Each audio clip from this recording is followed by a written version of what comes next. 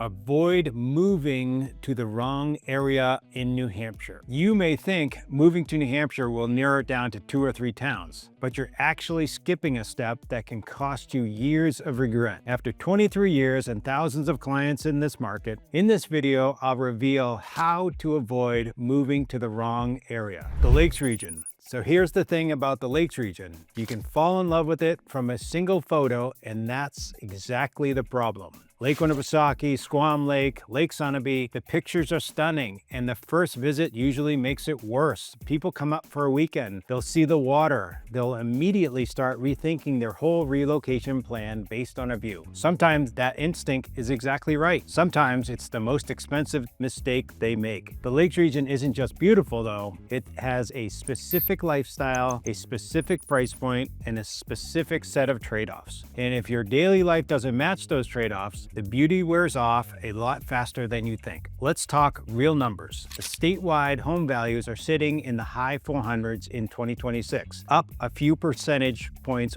year over year. The Lakes region runs well above that. A 2026 market report covering 25 Lakes region towns put the median price in the mid-7s, and that's driven heavily by waterfront and water access inventory. In a true lakefront on Winnipesaukee or Squam, you're often well into 7 figures. High 900s is a starting point, and that's just a condo. A multi-million-dollar property is what's more common. Off the water, there's more of a range. Water access communities, when you're sharing frontage with anyone from 7 to a couple hundred families, bring things into the high 4s and over 7s depending on the town. Off-water homes scattered throughout the countryside come in lower, but even those homes have drifted above the statewide typical. This is not a bargain market. But when we get to Southern New Hampshire later, the lifestyle you can build there for a similar budget is going to look completely different.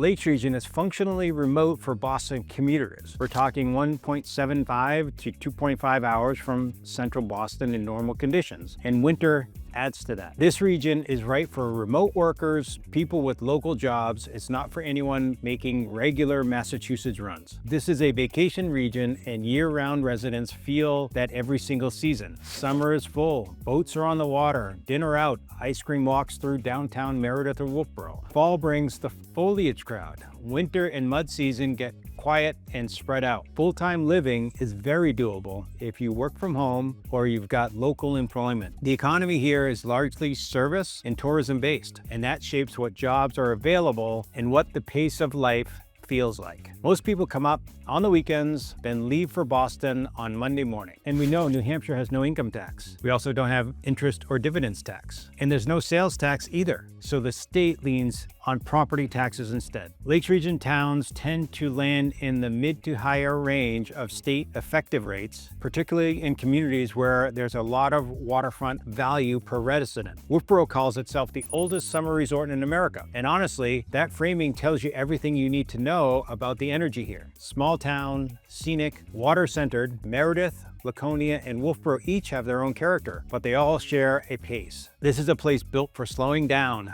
not speeding up. Who is it wrong for? If you need a reliable daily commute to Boston or Massachusetts, this region doesn't work. It's too far, and winter makes it worse. If you're expecting a bargain, reset that expectation now. True waterfront is some of the most expensive real estate in the state, and even off-water has moved above statewide median. And if you want urban, energy, year-round restaurants on every corner, nightlife, that constant buzz, this isn't it. Who's it right for? Remote workers and semi-retirees whose lifestyle is built around being on the water. People who want a vacation feel as their permanent daily backdrop. Buyers who see the slower winter pace as a part of the deal they signed up for, not an inconvenience to tolerate. If your fun is about the water first, the Lakes region is a very strong match. But the next region offers something the Lakes region will never. Ocean water, walkable city blocks, and a commute to Boston that actually is realistic. Right about now is when people usually ask me, okay, that sounds great. How do I actually figure out which of these regions fits my situation? Simple, just reach out to my team. We're the #1 team in New Hampshire, and we have area experts living and working in each of these regions. My contact information is below. Now, back to the Seacoast. So New Hampshire has 18 miles of Atlantic coastline.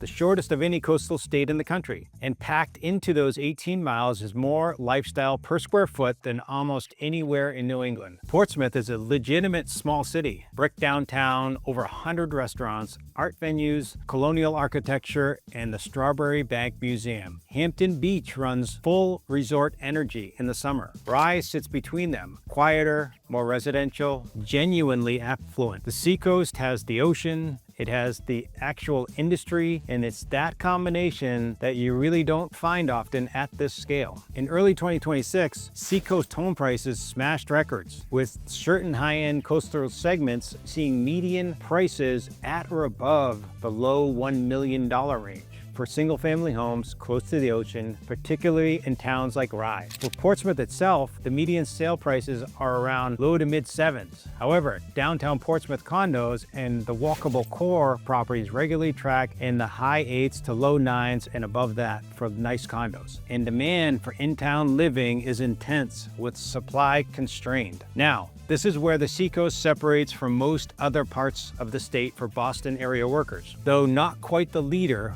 which we'll get to. Driving from Portsmouth to downtown Boston typically takes 1.25 hours in moderate traffic down 95. A lot of Seacoast commuters pair a 30-minute drive into northern Massachusetts with an MBTA commuter rail, which adds roughly another hour on the train. Express coach options like C&J also connect Portsmouth to Logan Airport, South Station on similar schedules. The Seacoast works 12 months a year. That's a real distinction from the Lakes region. Portsmouth and the surrounding towns stay active outside of peak beach seasons. Pease Tradeport in Portsmouth is a legitimate economic hub, with companies like Lonza, Bottom Line Technologies anchored there, plus Portsmouth Regional Hospital.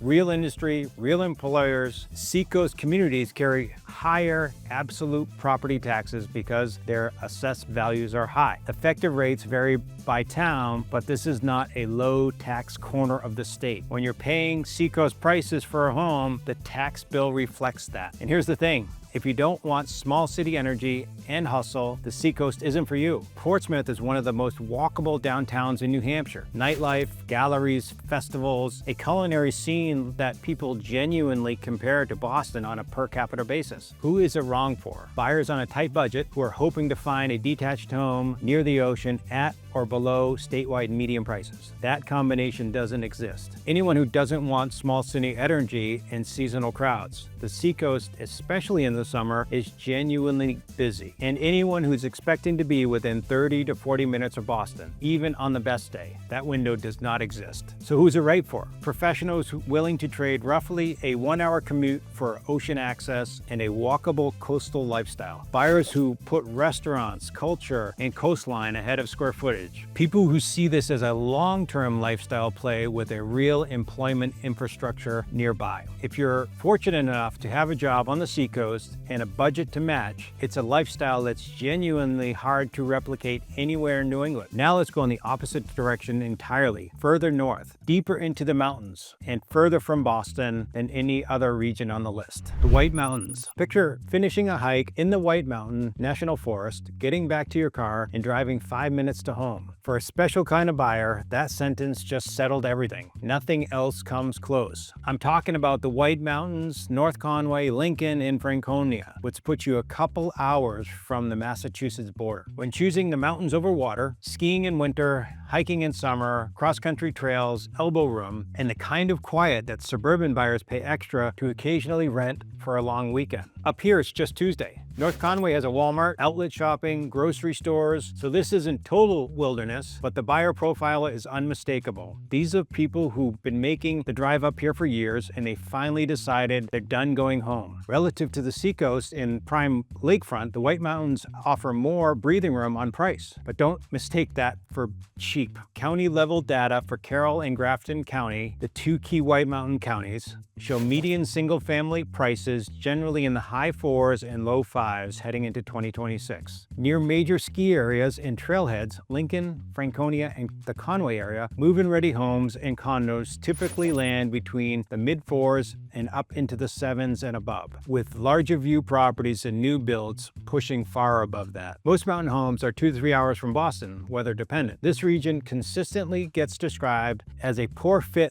for those regularly commuting to Boston. It's right for remote workers, people with local employment, or buyers who only need to get to Massachusetts occasionally, not multiple times per week. Year-round living is absolutely possible here, but winters are long, and the tourist calendar shapes everything. Ski season, summer hikes, fall foliage all create rhythms that year-round residents learn to lean into rather than fight. Professional jobs are limited. Working from home is essentially a requirement for knowledge workers. Trade jobs absolutely exist, and there's consistent demand from people building the mountain homes they planned for decades. But if you need a traditional office career, that needs to be sorted before you commit to this region. Many mountain towns carry mid-range property tax burdens relative to New Hampshire overall. Home values are lower than the ocean or major lakes, which often means lower tax bills even when the effective rates are comparable. For buyers on a fixed income or stretching a budget for the mountain lifestyle, that's a meaningful advantage. It's quiet, outdoor first, and genuinely proud of both. The White Mountain National Forest covers 750,000 plus acres, hundreds of hiking trails, world-class skiing at Loon, Bretton Woods, Cannon, Wildcat, and Anatash. The Kangamangas Highway, the Mount Washington Cog Railway, this is nature first living, and the community reflects it completely. Who's it wrong for? Daily Boston or Massachusetts commuters. The drive is long and too weather dependent. Buyers who want suburban conveniences close by, large shopping centers, major medical centers, and significant employers. Some amenities exist, but this is a rural and small town at its core. And anyone who sees isolation as a problem, up here, it's the whole product. Who's it right for? Remote workers, retirees, semi-retirees who want mountains more than water and who've already spent years coming up here on the weekends, and they're finally ready to stop going home. People who want elbow room and nature as their daily default, not their occasional escape. If the White Mountains are where you spent your best weekends and you're still making that drive back every Sunday, you probably know where this ends up. But before you decide, there's one more region, and this is the one that makes the most sense for anyone tied to Massachusetts employment: Southern New Hampshire. So most people relocating to New Hampshire picture the lakes or the mountains. Southern New Hampshire looks nothing like either, and that's exactly why it works for so many people. Towns like Salem, Nashua, Londonderry, Bedford, Hudson, this is Boston's northern commuter belt. Beautiful neighborhoods, strong community infrastructure, major retail, and some of the best highway access in the state. It has the most suburban Massachusetts feel of the four regions. Denser commuter traffic, big retail centers, and the largest mall in the state is in Manchester, New Hampshire. But here's what makes Southern New Hampshire genuinely different from just living in a Massachusetts suburb. You're living under New Hampshire's tax structure. No income tax, no sales tax. It's a deliberate financial decision that a lot of professionals make when they run the numbers and realize how much it actually changes their bottom line. Market snapshots from early 2026 show many of these towns with a median sale prices in the mid-5s to mid-6s. Nashua and Salem area single-family homes commonly trade from the high 4s into the 7s, and newer subdivisions push the higher end of that. You're not getting a discount compared to New Hampshire, you're getting more for your money. Bigger yard, new construction options, and a tax structure actively working in your favor. More house, less tax, that's the pitch, and it holds up here. Now this is where Southern New Hampshire separates from other regions in this video. Salem runs about 30 to 50 minutes to Boston in reasonable traffic. Towns along I-93 and Route 3, Nashua and Londonderry, land in the 40 to 60 minute range. In the Lakes region, 2+ hours, or the White Mountains 2 to 3 hours, and Southern New Hampshire is simply in a different category for anyone tied to Massachusetts employment. Express buses from Nashua and Salem run into Boston Employment Center regularly. MBTA commuter rail access is available via nearby Massachusetts stations. The infrastructure for a Massachusetts commute from New Hampshire is the most developed right here. This region doesn't have an off-season. It runs 12 months a year as a full suburban metro ring. Commuting, schools, retail, services, constant activity. And here's something that doesn't get mentioned enough. When the week is done, the Lakes region is less than an hour away. The mountains are less than an hour and a half away. You get the suburban Monday through Friday structure with genuine New Hampshire recreation sitting right there every single weekend. Property taxes here are moderate to relatively high, but the income tax, no sales tax structure Hampshire is what makes the overall financial picture compelling for Massachusetts workers. Bedford, consistently one of New Hampshire's wealthiest towns, draws high earners, especially because of this calculation. The math works, and the people moving to Wyndham, Hollis, and Amherst have done it. Suburban and active, Manchester, the state's largest city, brings energy, the Palace Theatre, the Currier Museum of Art, and the historic Mill Yard District. Nashua adds its own commercial and retail weight as the second largest city in the state. Who's it wrong for? People who moved to New Hampshire specifically to escape suburban traffic, big box retail, and Massachusetts adjacent energy. Southern New Hampshire is where that density is most concentrated in the state. Buyers prioritizing rural and quiet and a vacation area feel, that is not what this region is built for. And anyone who wants to feel like they've genuinely got away, Southern New Hampshire is a deliberate, practical move, not an escape. Who's it right for? Massachusetts connected professionals who want sub 1 hour commute options, more space than they would find in the comparable Massachusetts suburbs, and New Hampshire's tax structure doing real work to their finances. Families who want strong infrastructure, full retail access, and an easy highway connection, who retreat to the Lakes region and White Mountains as weekend destinations rather than daily environments. If your work is still tethered to Massachusetts and you want everything your family needs within a short drive, Southern New Hampshire is probably your best answer in the state. And now you've seen all 4 regions side by side, the decision really comes down to one question. Which version of New Hampshire are you actually moving to? The right region isn't the most beautiful one or the most affordable one. It's the one where your actual daily life makes sense. And getting that wrong means no amount of lake views or ocean air fixes. Email me at adam@thedowgroup.com. Tell me what your commute situation looks like and what your weekends need to feel like, and I'll match you with the right person on our team for that exact region. And if you want to know what it's really like living here, check out this video here that goes deep on it, including one tax that catches a lot of people off guard. That's all for today, and I'll see you in the next one. Thank you for watching.